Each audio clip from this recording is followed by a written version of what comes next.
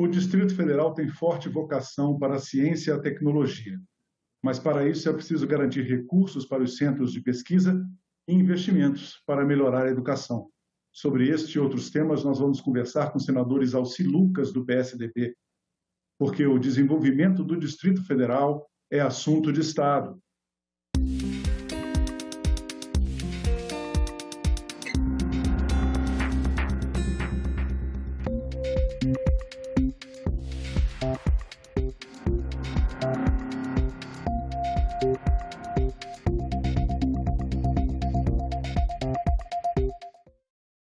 Senadores Alci Lucas, muito obrigado pela sua presença no nosso programa. Eu que agradeço.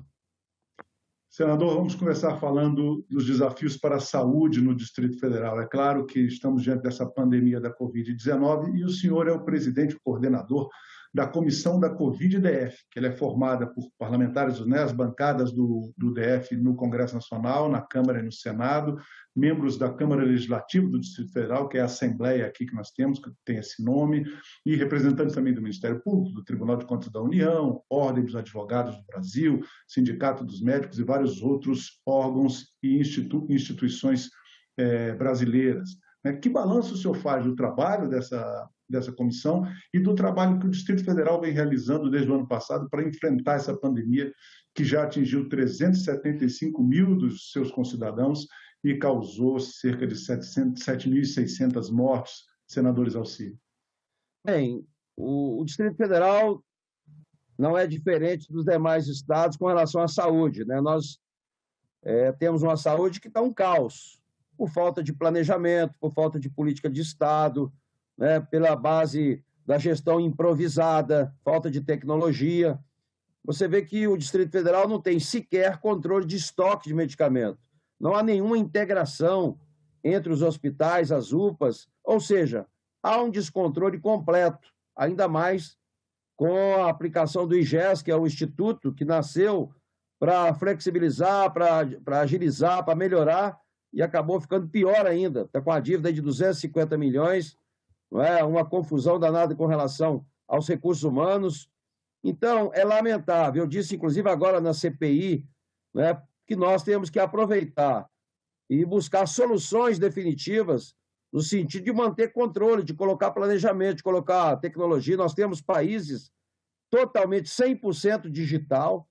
Hoje, o cidadão acorda de madrugada, leva 4, 5, 6 horas para buscar uma consulta, uma marcação de consulta que você pode fazer pelo aplicativo no celular, né, em 1 segundo. Né? As pessoas, infelizmente, chegam no médico hoje, o médico não tem nenhuma informação, não tem os exames, não tem o prontuário, né? Então, é um descontrole. Então, precisamos, né, primeiro, né, já tivemos, inclusive, toda a cúpula da saúde presa. E o argumento exatamente de soltarem os secretários e outros envolvidos foi exatamente que o recurso não era distrital, que o recurso era federal. Portanto, eu espero agora na CPI do Senado a gente buscar também para onde foi tanto recurso, porque eu quero dizer assim, reafirmar, não foi falta de recurso nessa pandemia que causou esse caos. Recurso tem. O que falta e o que faltou foi eficiência, planejamento, prevenção. A nossa saúde é totalmente curativa. Todo mundo vai para os hospitais. Não há um sistema preventivo, né? Então, a gente precisa cuidar disso, colocar realmente as unidades básicas de saúde funcionando, preferencialmente junto com as escolas, para fazer toda uma ação preventiva, né? E que não acontece, infelizmente, são políticas de governo, entra governo e sai governo, e a situação piora cada vez mais. Senador, exatamente esse aspecto que eu me lembrava enquanto o senhor respondia à minha pergunta. O senhor também comenta e critica muito o fato de que no Brasil nós temos políticas públicas que são de governos, né, e não do Estado brasileiro, ou seja, uma coisa que não mudaria com a mudança do presidente da República, do governador, do prefeito. Isso prejudica muito a aplicação das verbas públicas e o atendimento das necessidades básicas da população, não é, senadores Alci? Com certeza. Aqui, cada governo que entra faz questão de acabar com tudo que está funcionando e ainda, inclusive, costuma apagar todas as informações para que o governante que entra não tenha realmente continuidade. Então, é lamentável, né? Por isso que eu defendo sempre o parlamentarismo, porque você, independente de quem seja presidente, governador, aquilo que está dando certo tem que ter continuidade. O que falta no Brasil, e nós estamos cuidando disso agora, o repensar o DF pós-Covid. A gente está fazendo reuniões em todas as cidades, ouvindo a população, porque também não se faz política pública sem ouvir, não é? Você não faz política com gabinete, com burocrata, tecnocrata. Quem sabe o que é melhor, quais são as necessidades, é a população. Então você tem que ouvir mais e planejar mais. É tudo que falta, né, aqui no Distrito Federal. Nós já estamos fazendo em todas as áreas isso. Há 2 anos que nós estamos fazendo reuniões cidade por cidade, que o maior desafio do DF hoje, além da saúde, da educação, é o desenvolvimento econômico. Nós precisamos gerar emprego e renda. Nós estamos com um índice de desemprego enorme. Brasília já podia ser um Vale do Silício, né? Desde 2004 que a gente vem lutando por recursos de ciência, tecnologia e inovação. O Parque Capital Digital, nós lançamos em 2004, está fazendo agora 17 anos, e está do mesmo jeito que nós deixamos quando ainda secretário, né, de governo na época. Né? Eu tive a oportunidade em 2004, 2007. Então, cada governo que entra, a gente vai regredindo nas políticas públicas. A educação é o caos, é um exemplo disso. A capital da República não tem banda larga nas escolas, né, não tem infraestrutura adequada, não está preparada nessa pandemia para as aulas presenciais. Não é? O conteúdo, lamentavelmente, é muito ruim. O aluno sai da escola hoje sem conhecimento nenhum, nem para entrar na universidade, muito menos no mercado de trabalho. Então, a gente precisa organizar isso. Não dá para fazer na base do improviso. O Brasil precisa retomar, e Brasília, principalmente, deveria ser um modelo, um exemplo para o país e para o mundo. Nós temos todas essas condições. Lamentavelmente, a gente está sendo governado pela ineficiência e pelo improviso há muito tempo. O senhor lembrou bem o fato de que Brasília poderia dar o exemplo para o país e para o mundo, porque Brasília tem uma característica que é única no país, né? Ela é, ao mesmo tempo, um estado e um município. O senhor acha que aqui seria, talvez, um ambiente ideal para a gente experimentar essa nova tentativa de administração brasileira em que não houvesse a descontinuidade dos projetos e das políticas públicas? Nós estamos falando agora mesmo de saúde, e a gente viu que, quer dizer, entraram governos e criaram programas para atender a saúde, que eram supostamente programas para resolver o problema, aí vem o outro governo, acaba com esse programa, ou apresenta um outro com um nome um pouco diferente, mas é a mesma coisa. Isso é um prejuízo e é um desperdício de dinheiro, né, senador? O governo gasta muito e gasta mal. Então, há um excesso de cobrança de impostos. Quem paga imposto não tem retorno nenhum, porque tem que pagar de novo a escola, tem que pagar um plano de saúde, tem que contratar uma segurança pessoal. Então, ou seja, aquilo que o governo deveria fazer, não faz. E gasta muito mal, exatamente porque não tem planejamento. A gente fica falando, discutindo aumento da arrecadação, reforma tributária para aumentar impostos, mas na prática o governo precisa controlar os gastos públicos. Para você ter ideia, um atendimento hoje, em média no Brasil, pessoal, fica quase R$60 por atendimento. Se você faz por aplicativo, baixa para 90 centavos. Então, é lógico, é óbvio, que há anos você já deveria ter implantado o governo eletrônico. Nós já temos países, e tem aí, eu assumi agora a presidência da Comissão do Futuro, aí do Senado, e estou trazendo exatamente isso, repensar o Brasil, começando exatamente na região metropolitana aqui do Distrito Federal, exatamente por ser estado e município. Então, você tem que implantar aqui um projeto piloto e depois fica fácil dos prefeitos, dos governadores copiarem nos outros estados.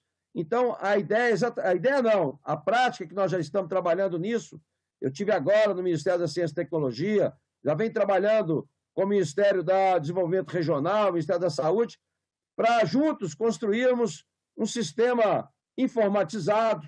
Nós temos que melhorar a educação. Eu acho que no Brasil essa cultura, a gente constrói a educação pelo telhado, tem muito investimento na área do ensino superior, porque a União é obrigada a investir 18% do orçamento em educação, mas investe praticamente em educação superior, e a base da educação, que é a educação infantil, fica a responsabilidade do município, não é? E que não tem recurso.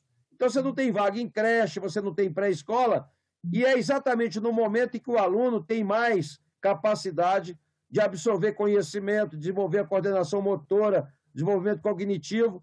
E aí, depois da quinta série, principalmente, a gente tem um monte de conteúdo que só serve para a prova ou para o Enem. A pessoa estuda, depois esquece tudo porque não interessa no mundo real.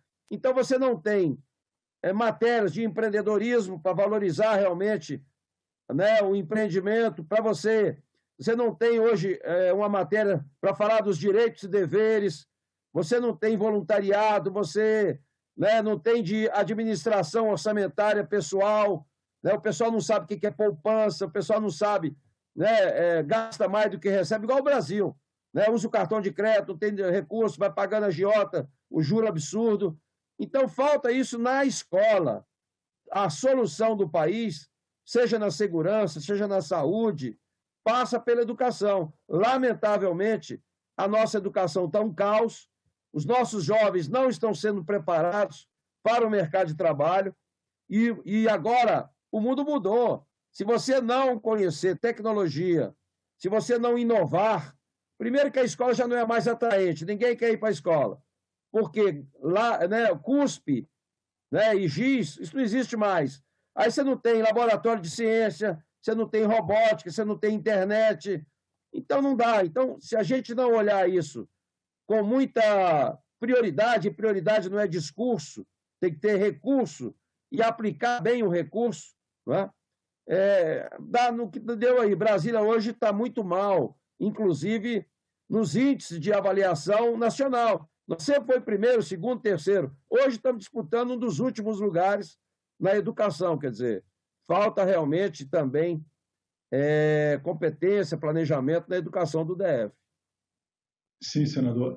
Ainda na questão da educação, tem dois temas que eu queria abordar especificamente com o senhor. O primeiro, o senhor já mencionou aí nessa sua resposta, que é a questão do ensino médio, do profissionalizante. O senhor, inclusive, que é professor, né? O senhor foi professor, o senhor participou ativamente da votação da reforma do ensino médio que aconteceu no governo do presidente Michel Temer. O principal argumento naquela época, inclusive favorável, era que era preciso ajustar o modelo de ensino para melhor preparar os jovens para a vida, como o senhor citou, por exemplo, caso de educação financeira, caso de direitos e deveres da cidadania, né, e também para o mercado de trabalho. Mas, assim, o que falta é planejamento ou é recurso ou é a combinação das duas coisas, senador? Porque foi feita a reforma e a gente ainda não observa ganhos sensíveis nesse ponto, não é verdade? Na prática, eu tive a oportunidade, né, de trabalhar no Pronatec, né, incluindo e modificando, ampliando, né, a questão do Pronatec, depois virou programa eleitoreiro, que ofereceram vaga demais, não tinha dinheiro para pagar, e fui agora o presidente da comissão da reforma do ensino médio, que é exatamente criando os itinerários, inclusive o itinerário da educação profissional. Eu fui secretário de Ciência e Tecnologia, trouxe para a secretaria a questão da formação profissional. Você tem hoje, a maioria dos países desenvolvidos, né, tem nível de 50%, 60%, até 70% dos jovens fazendo curso técnico, e nós não conseguimos atingir nem 10% ainda. Exatamente por isso. Então, a gente tem uma geração imensa de geração nem estuda, nem trabalha. Por quê? Não consegue entrar na universidade e não consegue trabalhar porque não tem a experiência. Então, já era para ter começado o ano passado, agora na Base Nacional Comum Curricular, que já foi aprovado, né, no próprio Conselho Nacional de Educação, já está previsto os itinerários, né, e um dos itinerários é o mercado de trabalho, é realmente a qualificação profissional. Agora, lógico, nós temos aí algumas dificuldades e que precisamos superar, porque não dá para você fazer um concurso público de cada atividade profissional, porque hoje isso muda a cada ano, né? A maioria das profissões que existem hoje, daqui a 10 anos não vão existir mais.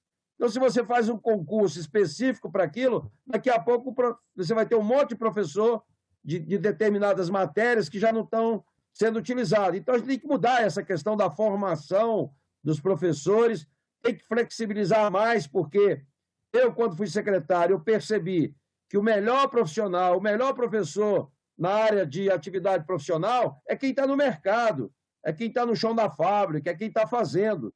a parte teórica só não funciona. Então, por isso que a gente tem aí o SESC, o SENAI, o SENAC, não é? Dando esses cursos profissionais, eles são muito bons. Por quê? Porque tem a prática no dia a dia. Não adianta dar curso profissional teórico. Então, esse é o desafio maior. Né? Nós temos aí os institutos federais, que são referências, né, em qualificação profissional, e que deveriam apenas se concentrar mais nisso, não ficar na educação normal, porque ainda tem muita escola para isso, mas temos que priorizar, como fizemos com os institutos federais, para que a gente tenha realmente uma educação profissional de qualidade. Não adianta fazer também esses cursinhos Valita que tem aí, né, antigamente chamado Valita, nem sei se tem mais a Valita, mas não é, de qualidade. Né? E o pior, em 2007, nós fizemos em Brasília, como secretário, o maior movimento de inclusão digital do país. E lançamos, inclusive, curso de qualificação. Era tão bom que eles eram aproveitados na carga complementar das universidades, porque havia credibilidade na qualidade do curso. Aí veio o governo, acabou e mudou, quer dizer, virou política de governo, quer dizer, mudou o governo, acabou com ela. Né? Senador, mais uma questãozinha da educação, antes da gente ir para um assunto que o senhor também conhece muito bem, que é a questão da regularização fundiária. Nós falamos já de universidades, falamos de ensino médio e de ensino fundamental.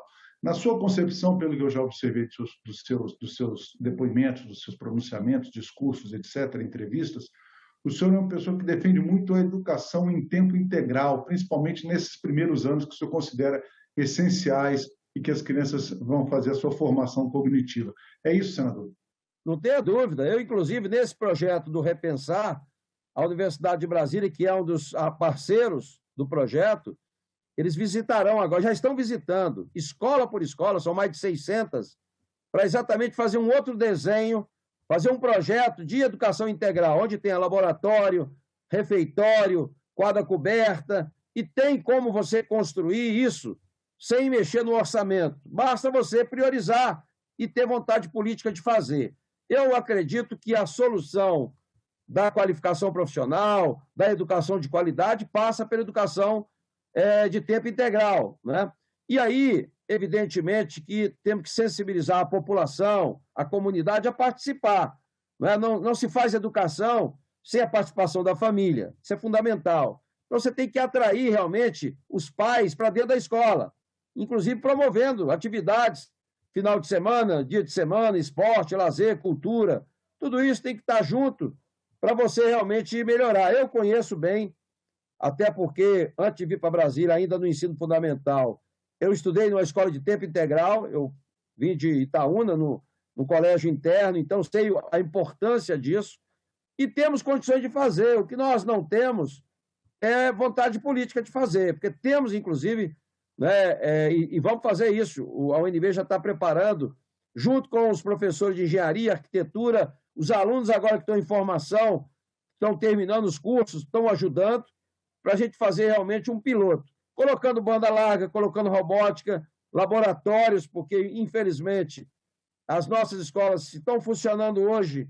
ainda é graças aos diretores que tiram dinheiro do bolso para tocar a escola. Eu mesmo apresentei 35 milhões de emenda para colocar direto na escola, porque colocando na secretaria eles não conseguem executar. Coloquei 35 milhões, não repassaram ainda. Né? Então, há um descaso, vamos dizer assim, né? uma questão pessoal, sei lá. Eu sei que não é assim que funciona. Lamentavelmente, né, a gente tem que ter uma certa experiência, porque na vida privada você faz o que você quiser. Você só não pode fazer o que é proibido. Mas na área pública, você só pode fazer o que é permitido. Então, quando você bota alguém no improviso, que não conhece a área pública, até aprender já acabou o governo. Né? Verdade, senador. Senador, vamos falar agora da regularização fundiária urbana e rural no Distrito Federal. Né? O senhor entrou no Congresso Nacional em 2007 e já nesses anos, nos primeiros anos do seu trabalho, ainda como deputado federal, o senhor estava muito preocupado com esse tema, aproveitou um momento em que a Câmara dos Deputados estava votando uma lei de abrangência nacional para apresentar uma emenda incluindo o Distrito Federal nesse projeto, o que permitiu, inclusive, o início de um longo processo que tem acontecido aqui no Distrito Federal para regularizar várias áreas habitacionais que elas existiam há décadas e as pessoas não tinham escritura, não tinham regularização de nenhuma espécie. Qual é o balanço que o senhor faz desse trabalho? Por que o senhor achou tão importante dar um enfoque na regularização fundiária e o que ainda precisa ser feito no DF para terminar com esses problemas? Olha, o último planejamento que eu vi foi o planejamento de JK. Em 1958, JK fez um planejamento e construiu essa capital, essa cidade maravilhosa, Brasília, em 1000 dias. 1000 dias, ou seja, menos de 4 anos. Hoje você não tira um habite em 4 anos. Quer dizer, imagine construir uma capital que é patrimônio da humanidade em 1000 dias, né? Por que ele fez isso? E não foi só Brasília. Ele estabeleceu 5 metas, trouxe a indústria automobilística, né? Desenvolveu uma série de outros projetos no seu planejamento. Esse é o agora, 50 anos em 5, né, senador? Exatamente. Agora, eu acho, e aí sim, talvez tenha o único equívoco ou talvez falta de atenção especial na capital, foi exatamente a desapropriação de todas as áreas. JK, talvez por questão financeira, né, ele não conseguiu resolver e indenizar e desapropriar todo mundo. Então, o Estado de Goiás cedeu alguma parte do Estado, a maioria era particular. Então, conclusão, né, naquela época não tinha, né, as tecnologias que nós temos hoje. Então, normalmente, as divisas das fazendas era um córrego ali, uma árvore ali e tal, que não existe mais. Então, tem muita gente hoje que mora num lugar, mas que na prática, oficialmente, na planta do DF, está em outro lugar. Então, metade da população do DF moravam e ainda moram em áreas irregulares. Nós temos pessoas aguardando o título há 40, 50 anos, inclusive produtores rurais. Né? O próprio PADEF, que é o maior produtor de grão em termos de competitividade, de qualidade, foi um programa de assentamento de 72. Até hoje, esses não têm escritura. E o pior, os governantes de plantão querem cobrar deles agora como se fosse preço de mercado. Quer dizer, não valia nada naquela época. Você sabe que o Cerrado, antes da Embrapa, não vale nada, não produzia nada, graças à Embrapa. Né? Nós temos aqui, inclusive, a Embrapa Cerrado, aqui em Planaltina. No governo Aguinaldo, ele queria transformar o Embrapa Cerrado, uma área que tem lá, que eles acompanham no dia a dia a pesquisa, queria botar Minha Casa Minha Vida na área, que é um negócio maluco, né, de pessoas que não têm noção. Então, essas áreas, o INCRA poderia ter regularizado essas áreas há anos e anos, e aí utiliza esse pessoal como massa de manobra, vai empurrando com a barriga anos e anos e não regulariza. Os condomínios, por que tem esse monte de condomínio em Brasília? Por falta de políticas públicas de habitação. Não é só a classe C, D e E que precisa de casa. A classe média também precisa. Então, se você não tem políticas públicas, vira o que virou. Né? Está aí a estrutural do teu planejamento, o Sol Nascente agora, a Vicente Pires, né? O Arapuanga. Então, são cidades que foram criadas pela necessidade de moradia. Agora, você pega, por exemplo, Samambaia. Eu me lembro muito bem, eu era deputado distrital quando foi criado Samambaia. Maior crítica do mundo. Barraco para todo lado e tal. Mas hoje você vê, foi planejado. Tem vias largas, espaço para escola, para todas as áreas, instrumentos públicos. Lamentavelmente, as outras não. Você tem que derrubar, desindenizar. Então, eu aproveitei a medida provisória, ainda no governo Temer. Eu fui o presidente da comissão e apresentei, trouxe, evidentemente, pessoas que conhecem isso, na área rural, na área urbana, e apresentei todas as emendas necessárias para que o governante pudesse regularizar. Então, primeiro, só algumas coisas. Condomínios fechados estavam derrubando as guaritas de todos os condomínios.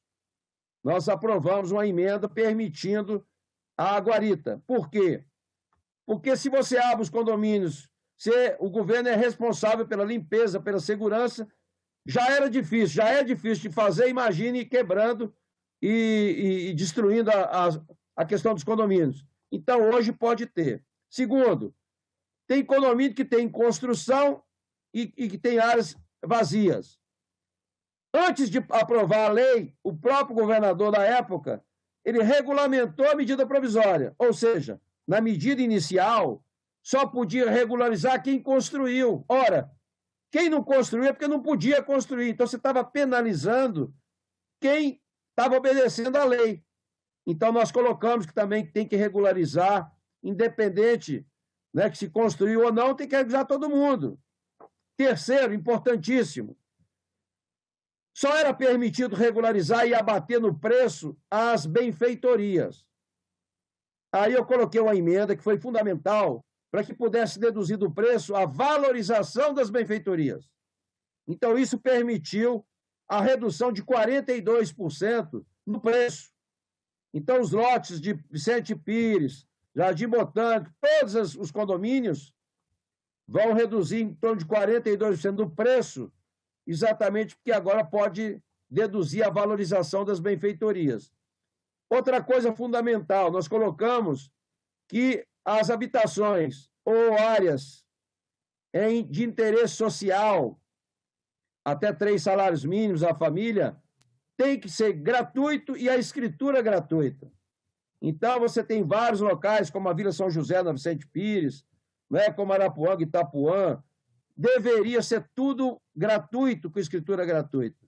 Então, são emendas que atendem o mundo real. Né? Você tem que... Estou, inclusive, apresentando essa semana mais algumas emendas numa medida provisória, aliás, num projeto de lei que está sendo votado no Congresso, sobre regularização. Aqui em Brasília, nós já entregamos muitos títulos na área rural, e você não sabe a emoção que é entregar um título depois de 40 anos, 50 anos, porque, veja bem, quando você não tem título, você não consegue financiamento, porque a garantia que exigem é exatamente a titularidade.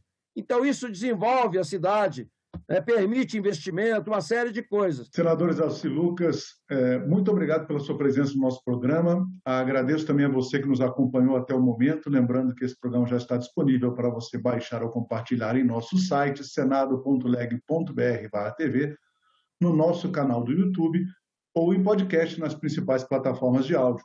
Obrigado pela sua companhia e até o próximo Assunto de Estado.